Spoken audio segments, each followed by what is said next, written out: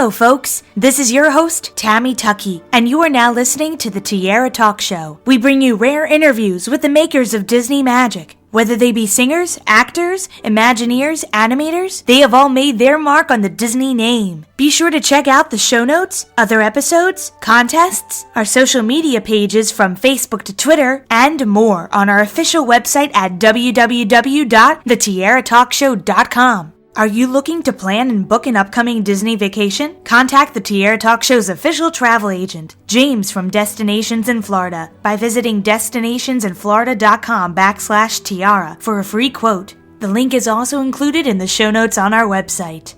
All guest opinions are theirs and theirs alone and do not represent the opinions of the Tiara Talk Show or the host. The Tiara Talk Show is not associated with the Disney Company. Thank you for tuning into this week's episode. And from all of us here at the Tiara Talk Show, have a hoop-de-doo day.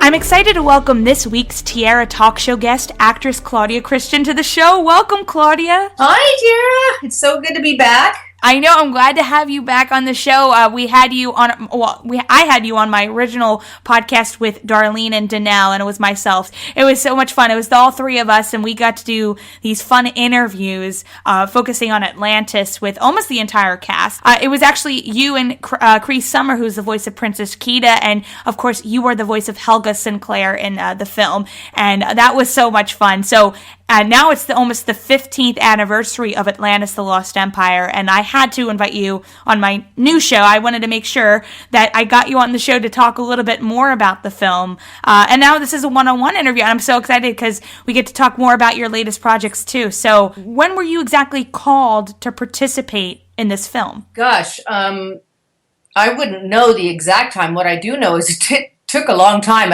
I always make the joke that, every time I went back to record another session, Demi Moore had another baby because she was doing The Hunchback, and it just seemed like a year would go by. I believe it was 1999 maybe when I first started. So it would have been 99, 2000, and then it came out in yeah, that sounds about right. So it was a long process. You would do a session and wait 6 months and then do another session, and it was it's somewhat like what I do now with games. I kind of forget about a game and then they call me for Guild Wars 2 or something like that, and I'm like, wow, oh yeah, that game still hasn't come out, because I literally I recorded it a year ago. So it's weird. I've been recently doing a lot of really great games. I did Halo and Angelina and Guild Wars, and I did Skyrim, of course, and all the bonus stuff. And it's been great. I love doing voiceovers. I love working for Blizzard and all these great companies. So it's been very enjoyable, and it's been very steady for me, which is funny because I'd never really imagined myself doing games. I don't even know how to play games. Yeah, I mean, it's certainly refreshing that it's not based on, looks, and that is nice. But on the other hand, it's also, you don't have the interaction with anybody else the majority of the time, which I found actually liberating for Atlantis, because they were so, they were such a joyful group of people, and they were so enthusiastic that when you did something and they enjoyed it, they'd push you and push you and push you till you did it funnier and bigger and funnier and bigger and sexier. And this, for Helga, was when she started out with her ho ho ho stuff. They were like, okay, more Kathleen Turner, more sexy, more this, more that. And then when she was sort of more of a bad girl, more of the kick butt gal, she, they kind of switched it up a little bit and encouraged me to be a little harder. So it was just fun because there were so many people behind that glass screen, and they were all sort of cheering you on, that it was just a really fun process. I thoroughly enjoyed it. And I enjoy the rest of the people I work with on these games as well, because once again, they're just really appreciative when you're professional and you get the lines out quickly and well, and you give them 3 choices. And I love the process. It's fast, it's concise, and it's just a terrific way to work. It's not like you're waiting for the scene to be lit and the makeup to be done and all the stuff that comes along with regular acting. Another thing you brought up last time we talked is that you were kind of channeling a little bit of Kathleen Turner and also Lauren Bacall. And Lauren Bacall has since passed away, unfortunately, but you said you just loved Humphrey Bogart when you were growing up. I love that story that you kind of told. Oh yeah, that's the funny thing is when I was a kid, my parents we weren't allowed to watch much television, so once in a while we could watch a film. And I had no idea that black and white films usually meant that the person was dead, that they were really old films. I was very young. And I had never written a fan letter in my life. And I asked my parents if I could please write to this fellow in the Maltese Falcon that I thought was just divine. And so they helped me write a letter to Humphrey Bogart. Of course, he had passed away years and years earlier, but they didn't tell me. They were so sweet. And so I wrote my little letter saying, "Dear Mr. Bogart, I think you're a terrific actor, and I'd really like to meet you." And, I'm ready to admit, because like I said, I was starved of TV and film as a kid because we were encouraged to read books. So I wrote to Humphrey Bogart and Parker Stevenson, who was one of the Hardy Boys, and those were my only those are my only two fan letters I've ever written. But when I go to conventions, this has always been my attitude, that if you don't want to be there, then don't be there as a performer, because it really is important to the fans that you're present and that you're kind and that you're accessible. And I think that if you don't enjoy it, they feel it, and I only go if I am genuinely know that I'm going to be, coming from a place of respect and love, because I don't see the point otherwise. I get to run into friends. I do the ones that I really know that I'm going to enjoy, or at some place that I want to visit. Like next year, I'm going back to the UK in April. And it's, I think conventions are great. I think if you have to do them and you don't like hanging out with fans, then it's not going to be a good experience. But, if you just do it for the fun of it, then it's great. I was saying to you earlier that I did Hawaii Con with Cree Summer last year in September, and that was just amazing. So, sometimes you get these exotic, wonderful locations. And, I've been talking with a couple people over the past couple months who've done voiceovers for Disney before in the past and currently, and it seems like more so today that they're trying to do a lot of voiceovers with two actors in the room rather than just one talking just to the director or just to the microphone. You know what I mean? So did you ever at any point work with Michael J. Fox or James Garner in any of your scenes? Because that's usually who Helga talks to, either Milo or Rourke. Yeah, no. I did everything by myself in this big room with a big glass partition and all the producers and director and writers behind the glass. I only met the actors and actresses at the screening of Atlantis at the Egyptian Theater. And that's the first time I ever met anybody. And James Garner really was a sort of hero of mine. I've always had great admiration for Michael J. Fox, but Garner for me, Rockford Files, when I was a little girl, that was sort of the epitome of the man that I wanted to meet when I grew up, because he was manly but funny, and he was handsome, and it was he was a sort of hero, but I never got to work with him. Oh, I'm kind of shy, believe it or not. I know people don't think that of me, but I am kind of a shy person, and I have a hard time going up to anybody, especially if they're in the public eye, because I feel like it's intrusive. And I know that we were all at the screening together and everything, and we all sort of said hello to each other and shook hands and stuff, but I didn't fawn or say, "Oh my God, I love you." I tried to keep it cool, you know what I'm saying? Tried to keep it together. And I think I did a good job at it. But there were some really iconic, wonderful character actors in there too. So it was a great little group of people. With these characters, there's so many funny lines. I just adore them all. I adore all these characters. Did you have a specific character besides Helga that you were just like, oh man, you know what? We would have been the best of buddies if we met in person. I actually really liked Milo. I mean, I left Cookie, obviously. Who doesn't?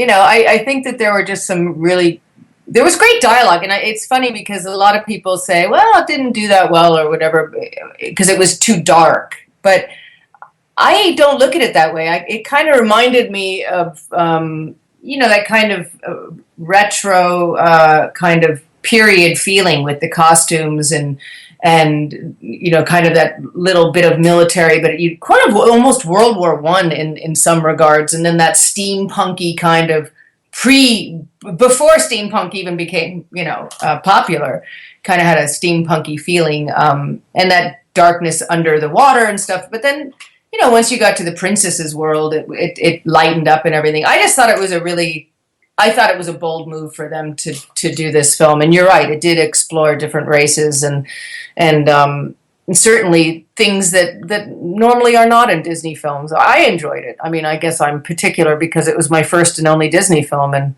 I would love to do another one, trust me. I just love these guys. I've run into Gary Truesdale and Kurt Wise over the years, just briefly. I think I saw Gary at a movie once, and they're just really nice guys. There have been a lot of remakes being announced by Disney so far, and you know what? I while I love Atlantis, I would not mind seeing a live-action remake of it. Because, first of all, I think everybody who played their own characters could actually do their own characters. Exactly. First of all, let's just say that. And I would love to see you play Helga. But if there was anybody else that they decided to choose to play Helga, who would you like to see, in your mind, who would you like to see play Helga? I guess it would have to be Jennifer Lawrence, since she's young and blonde.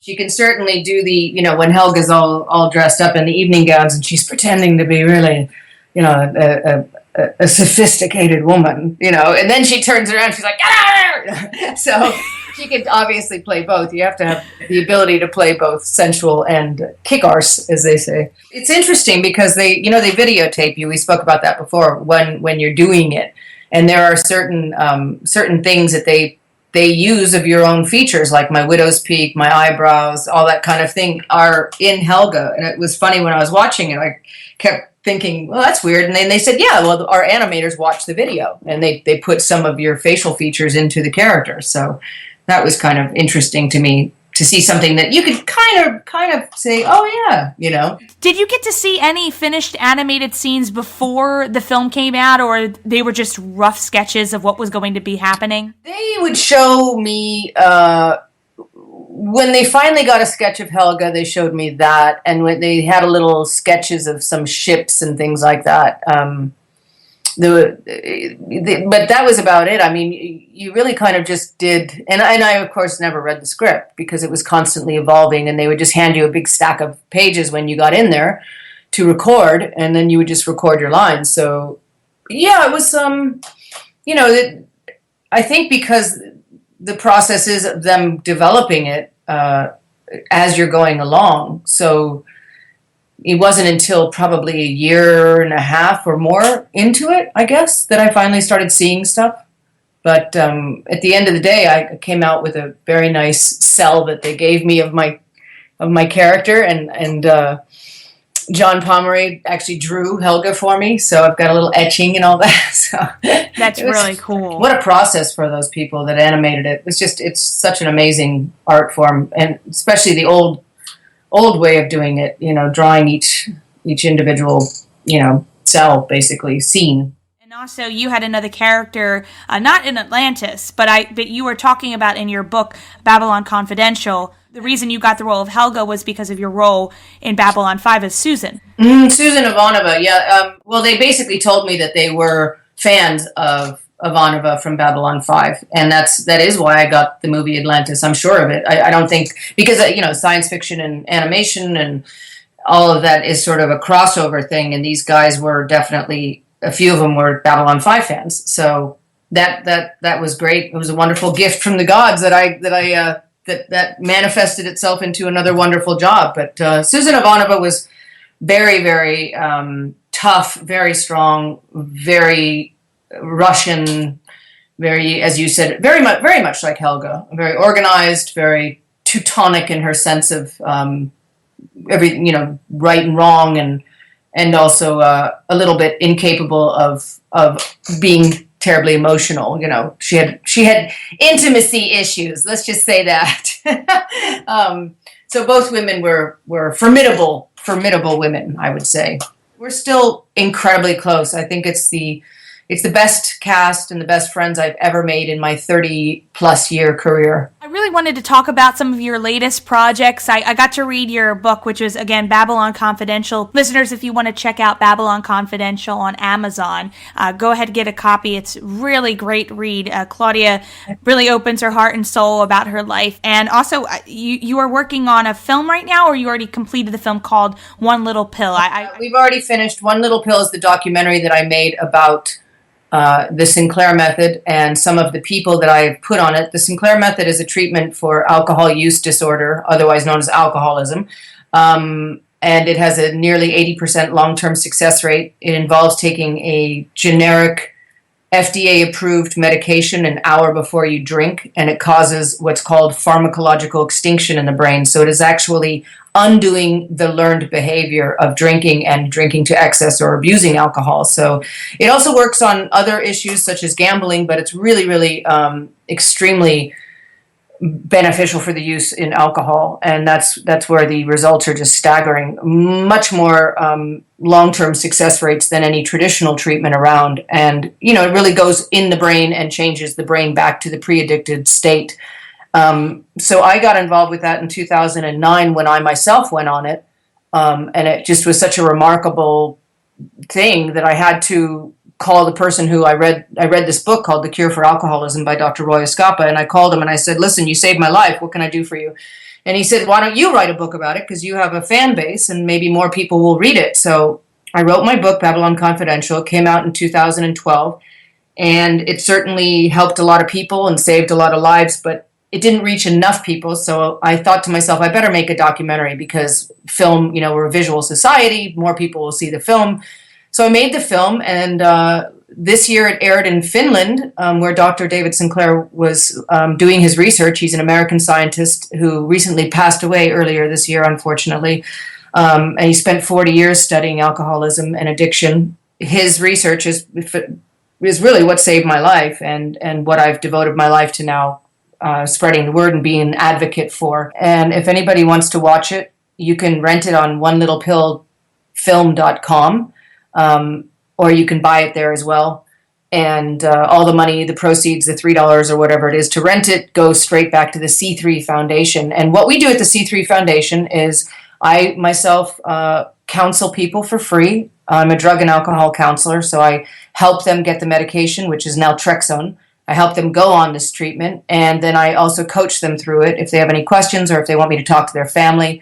I provide them with literature, and the website is very, very inclusive. So if anybody out there knows somebody who has a drinking problem, who's tried traditional treatment like rehab or meetings, AA, that kind of thing, and it didn't work for them, they should certainly look into this medical treatment, which is so easy. You can do it in the privacy of your own home. You just take a pill an hour before you drink, and over the course of the next few months, you just don't think about drinking. You just drink less and less and less. And eventually you either go sober or you drink safely. It's really a wonderful alternative for the people who other treatments didn't work for, like me. I tried everything to control my drinking in my late 30s, and nothing worked for me, and I was just miserable until I found this. So that's really what I do. That's my, as they say in France, my raison d'être, my reason to be, my reason to get up in the morning is to help counsel people, help get them through this process, and help give them back their dignity in their life and their hope, and help them get this addiction under control. And so I just want it to grow and grow. And people like you having me on your show and letting me talk about it, that's how one person hears about it. They can go to my website, c3foundation.org, and lo and behold, they might tell somebody and then tell somebody else. And that's what a grassroots movement is. It's word of mouth and support. I'm so glad I could have you on my show to talk today about Atlantis and also what you are currently working on, again, with One Little Pill. And before we end the show, I have 3 Disney questions I always ask my guests, which are called the Fab 3. We'll start with the Donald question, which is, as a child, what Disney film was one of your favorites to watch? Snow White. Hi-ho, hi-ho. And our goofy question, what Disney character do you think would be your best friend if you met them in person? Maleficent. And our Mickey question, if I asked you to name any Disney song at this very moment, what immediately comes to mind? Well, hi ho, because of you, but I'm sorry. Now it's going to be stuck in your head. Circle of Life just came into my head. Elton John, Lion King. Oh, nobody's ever mentioned Circle of Life before. I like it. There you go. That just popped in my head. Just when you said, what's the first song? I saw The Lion King and I saw the Circle of Love. There you go. Well, again, thank you so much for coming on the show, Claudia. I'm so glad I got to have you on the show, on my new show. It was wonderful to speak with you a couple years ago, but it's great to revisit some great Atlantis memories for the 15th anniversary. And I thank you again for coming on the show. A lot of fun. Thank you so much. And we'll talk for the 20th. See you soon. Let's do it! Okay.